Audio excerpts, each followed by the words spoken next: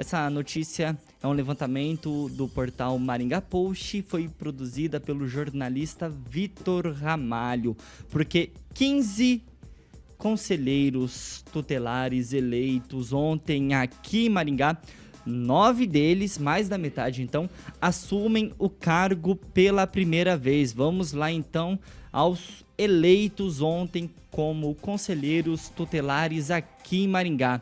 André Iluminado, Luana Paiva, Lúcia Cato, Fabielle Bittencourt, Gláucia Soares, Cleide Santiago, Célia Claudineia, Elisângela Nunes e Denise Andrade assumem o cargo pela primeira vez. Dos atuais 10 conselheiros em mandato aqui em Maringá, 5 deles foram reeleitos, além dos presidentes do Conselho Tutelar Zona Norte, Lia Chikoski, e do Conselho Tutelar Zona Sul, Rodrigo Viríssimo, foram reeleitos. Também a Ivanete Pitarelli, Ítalo Maronese e Silvana Agostini.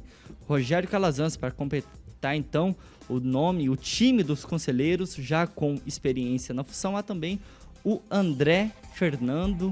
Vandré Fernando, que vira, né? E mexe, a gente sempre vê ali ou como candidato ao conselho, que está de volta, né? Ele exerceu a função ali entre 2012 e 2016, também vira e mexe, tenta a candidatura como vereador e agora se elegeu como conselheiro tutelar novamente. Acho que teve uma participação popular que cresceu, né? O número de votantes aumentou da última eleição, a população se conscientizando da importância do Conselho Tutelar.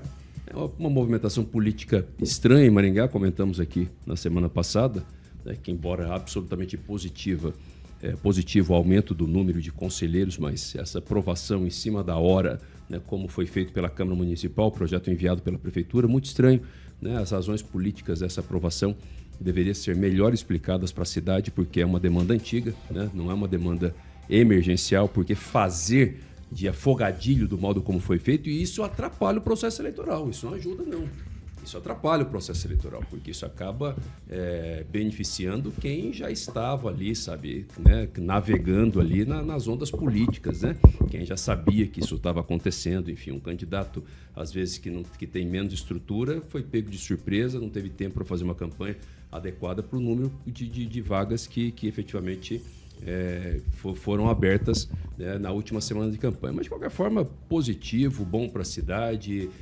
A questão da mudança com novos conselheiros, efetivamente também acho que é bom, né? De repente fica uma reflexão aí para quem ganhou a eleição da necessidade de manter contato com a população, de fazer prestação de contas do seu mandato, porque houve uma renovação bastante elevada da quantidade de conselheiros. Então, por qual motivo aqueles que pleitearam a reeleição não conseguiram, né? Ou seja, será que prestaram contas daquilo que estavam fazendo, mantiveram contato com as famílias? Fica a reflexão. Ô, Francês, ainda vale aquela máxima de que todo ou quase todo conselheiro tutelar, ele tende a buscar uma vaga, uma cadeira como vereador? Há essa tendência lógica, inclusive com a participação aí de igrejas, de grupos políticos, todo mundo que elegeu o seu candidato aí. Na verdade, é uma pré-campanha para vereador, né? No ano que antecede a eleição municipal. E 50% aí dos 10 reeleitos indica que houve uma boa recomposição, né? A comunidade também está atenta a isso. E como ocorreu neste ano, nunca tantas pessoas tinham se interessado em eleição de conselho tutelar em todo o Brasil. Me parece que foram 6.600 conselhos tutelares e nunca tivemos tantos vereadores. E nunca tivemos também tanto conselheiro que vai ser derrubado do cargo para o que foi eleito devido à participação, inclusive, de igreja. Tem umas histórias aí, não aqui de Maringá, né? De pastores que disseram que fulano e beltrano são do capeta e que fulano e beltrano são da igreja e merecem ser eleitos. Então, apelou-se ao nível de campanha eleitoral normal nessa campanha de conselho tutelar. E eu sei de gente aqui em Maringá, para você ter uma ideia da importância do conselheiro tutelar, desses 15 conselheiros tutelares, me parece que só 4 são homens. As mulheres são mais vocacionadas para isso, que é mexer com criança. Mulher geralmente é mãe, ela tem essa habilidade. E eu sei, inclusive, de uma conselheira, que eu não vou citar o nome dela, que ela não participou da campanha, que ela é mãe também e se sentiu atingida pelo caso de uma criança que a mãe falou: você está tirando meu filho para dar para o pai. E ela teve um problema de cabeça e ficou meio reclusa em casa, não quis nem participar. É uma coisa dolorida mexer, às vezes, com essa parte da sociedade aí. Mas Maringá precisa, o prefeito Ulisses Maia, me parece, que teria prometido 4 conselhos para Maringá. Nós temos 3 já, estamos no bom caminho. Edivaldo Magro, e é exatamente no final dessa fala do Francês que eu quero partir, levar a conversa com você, porque se lembrarmos, até a segunda-feira da semana passada, aqui em Maringá eram 10 conselheiros tutelares para 2 unidades, 5 na Zona Sul, 5 na Zona Norte. Aí na terça-feira, na Câmara Municipal, em regime de urgência, foi aprovado em primeira discussão, então, a criação de mais um conselho tutelar, que ainda vai ter o local definido, e também aumentando em 5 conselheiros, passando de 10 para 15, que ontem 26 candidatos concorreram a essas vagas.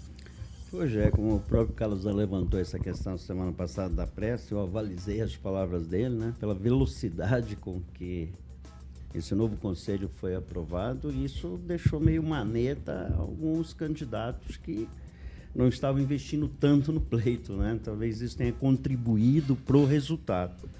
Mas eu quero fazer um recorte aí, primeiro pelo André Fernando, apesar de não ter ido votar, seria, em princípio, meu candidato, e para quem recomendou voto, falou, eu recomendei ele, tem uma trajetória muito bacana, é um militante de várias causas distintas e sempre, me parece, trabalhou muito perto dessa demanda.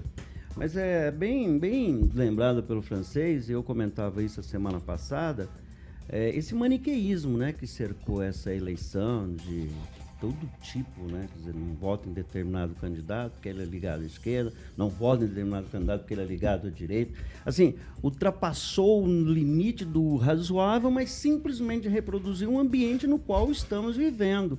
É impressionante o número de vídeos desse nível, né, que eu recortei até por um acompanhamento profissional, o tipo de discurso utilizado tanto para um lado quanto do outro, e de forma muito assintosa. Há municípios na região já em que há mobilização no sentido de nem deixar o sujeito tomar posse, em função das posturas que esse cidadão tinha, né, do candidato, e não que ele está errado ou certo, mas coloca em dúvida, né, a mobilização, colocando em dúvida, inclusive, a retidão de caráter de alguns candidatos.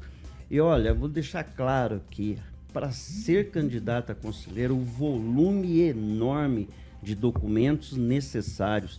Então é uma régua extremamente fina para o cidadão se posicionar como candidato. Não é fácil ser candidato e mais difícil ainda é se eleger. O número de eleitores ainda que comparece às urnas é extremamente pequena e Maringá pulverizou um pouco. Alguns municípios optou por colocar poucos lugares. Maringá acho que eram 5, só me corrijam aí, pulverizaram um pouco os pontos de votação na tentativa de facilitar, e eu acho que isso não foi tão bom quanto em alguns municípios. Eu cito a de Sarandi, que concentrou num único lugar, e mesmo assim o número de votos ficou muito, mas muito comparativamente do número de eleitores do município, ainda que em determinado momento da campanha, e alguns candidatos tenham feito campanha como se fossem vereadores, né? E houve até um custo, uma demanda de custo em relação a isso, mas quando você pega Maringá, qual foi 1.600 e pouco o candidato que se elegeu com o maior número de votos aqui? Alguém verifica aí para mim, por favor. 1.599. São 1.600 votos. Então é um número bem pequeno. Acho que não daria nem para eleger um vereador, né? Não sei quem foi com o menor voto. Não, ele fez mais voto que que alguns vereadores. Não, ele fez mais votos do que o doutor Manuel. Não, menos, porque o Sidney menos. Ele fez mais que o Manuel.